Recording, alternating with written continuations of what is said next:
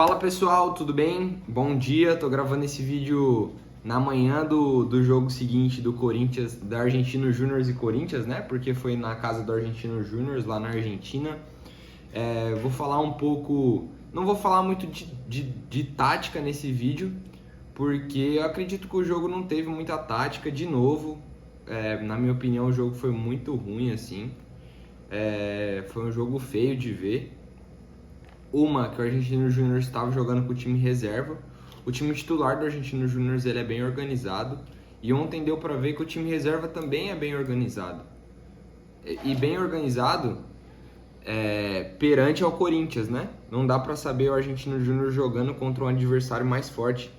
Porque na semana retrasada o Argentinos Júnior também jogou com o time reserva na Copa Sul-Americana e perdeu de 4-0 pro Nacional, se eu não me engano. Nacional? Deixa eu só conferir aqui. Acredito que foi pro... O time do Corinthians, ele empatou com não, ele ganhou do Nacional de 4-0 e o time do Argentinos Júnior perdeu em casa de 4-0 pro Racing, né? Do Uruguai. Então, assim, o time do Argentinos Júnior ele é organizado, mas não deu pra ver jogando com um time bom porque eu assisti o jogo contra o Corinthians, que não é um time bom, né? Eu acho que agora a classificação pro Corinthians dificultou um pouco, porque ele estava em primeiro lugar do grupo, só que ele estava empatado com saldo de pontos com o Racing do Uruguai. E acontece que o Racing do Uruguai vai pegar o adversário mais fraco em casa. Então, possivelmente, o Racing do Uruguai vai ganhar. O Racing do Uruguai vai passar o Corinthians, então vai a 7 pontos. O Argentinos Júnior já passou o Corinthians. Então, o Argentinos Júnior agora, nesse primeiro momento, está na liderança do grupo, junto com o Corinthians, que está em segundo, e o Racing do Uruguai. E o Racing do Uruguai está em terceiro, só que o Racing tem um jogo a mais quinta-feira. Possivelmente o Racing vai ganhar esse jogo e vai passar o Corinthians. Então eu acredito que a classificação até para segundo lugar do grupo ficou difícil assim, para o Corinthians em si, né? O time do Corinthians é um time ruim assim, não tem muito... Se você for pegar nome por nome, na minha opinião, não é um time tão ruim, né? Só que o problema é que não tem entrosamento, não tem jogadas e acaba ficando difícil ali. A pressão no Cássio é grande e o pessoal fala que o Cássio errou, e na minha opinião o Cássio, às vezes ele falha, às vezes não, mas o Cássio é um bom goleiro. O que acontece é que o time é ruim, então a zaga é ruim, a linha de 4 ali, que às vezes forma uma linha de 5 para defender, não é boa. Quando ele faz com o Raniel, o pessoal tá desentrosado.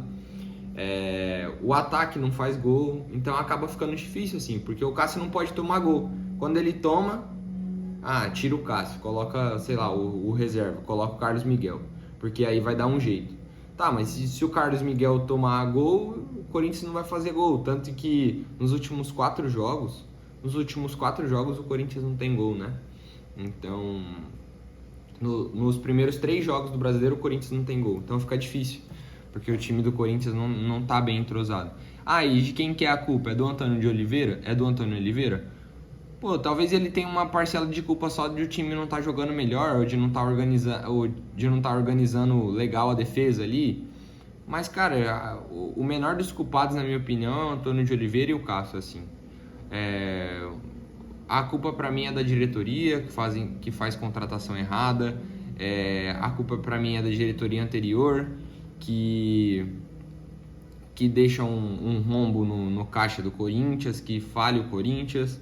E aí dessa diretoria que chega fazendo barulho, que chega basicamente prometendo contratações, falando que vai trazer o Gabigol, falando que acabou a farra do Flamengo e do Palmeiras. Então a culpa é desses dirigentes e não de jogador específico ou de técnico específico. O que vai acontecer? Você vai demitir o Antônio de Oliveira e vai trazer outro treinador. Aí começa a perder de novo, o Antônio de Oliveira cai, ou o próximo treinador cai. E aí vai fazer igual basicamente o ano passado, né? Que teve 5 treinadores, se eu não estou enganado. E aí o Corinthians vai continuar do mesmo jeito, porque quando você troca o treinador, você troca o estilo de jogo, de pensar, e aí chega um treinador que pensa de um jeito, muda todo o time. Então, na minha opinião, o menor dos problemas está no Cássio ali. Mas tá na linha de zaga, que tomou uma bola nas costas. Tá no Mateuzinho, que foi contratado por 4 milhões de euros, por 60%. Tá o Pedro Raul, que foi contratado por 5, se eu não estou enganado. Tá no Igor Coronado, que é uma contratação cara, que talvez não se justifique. Então tá nessas contratações pontuais, sabe? Tá no Félix Torres ali na zaga, que acho que foi 7 milhões, por mais que ele saiba jogar, pô, duvido que se você não pega um zagueiro de, sei lá, do Novo Horizontino, por exemplo, que chegou talvez e lapida ele, e talvez ele não consiga render o que o Félix Torres renda, sabe? Tá no Raul Gustavo, que foi escalado ali, mas ele é meio estabanado, né? Já teve um jogo no Brasileiro, quando ele jogou, que ele fez um pênalti faltando 1 minuto para acabar. Aí, sabe, tá nesses pontos pontuais. Ontem o Raul Gustavo foi expulso de novo, bateu no bandeirinha ali sem querer, né? Eu acredito eu. Mas enfim, eu acho que tá muito mais nesses pontos específicos do que, por exemplo, no Cássio ou no Antônio Oliveira, né? E aí, igual eu falei, a culpa pra mim do Antônio Oliveira é mínima até agora, né? Por conta que ele não deu entrosamento do meio de campo, a defesa tá um pouco... Porque quando ele vem defender, ele sempre coloca o Ranieri no meio espetando 5 caras, e isso confunde um pouco. Então tá talvez em treinar isso, tá numa bola parada, tá no esquema do Corinthians, que é ficar cruzando pra área e tentar fazer gol de cabeça, sabe? Que não faz sentido. A não ser que você treina isso, e parece que o Corinthians não treina isso, sabe? É tipo, eu vou jogar a bola pra área de qualquer jeito, vou tentar dar o chuveirinho. Então, são essas coisas que tá o problema do Corinthians, assim. E eu acredito que o problema do Corinthians também, a torcida precisava cobrar os dirigentes. Igual eu falei, o principal culpado para mim é a diretoria. Então, e a torcida cobrar a diretoria e fazer entender que a diretoria não precisa... Que, assim, a gente vai sofrer no começo, só que depois, os torcedores do Corinthians, como eu, a gente vai sofrer no começo, né, de uma reestruturação, mas depois vai vir uma coisa boa. Por exemplo, igual o Flamengo, eles sofreram bastante para reestruturar. O Palmeiras reestruturou.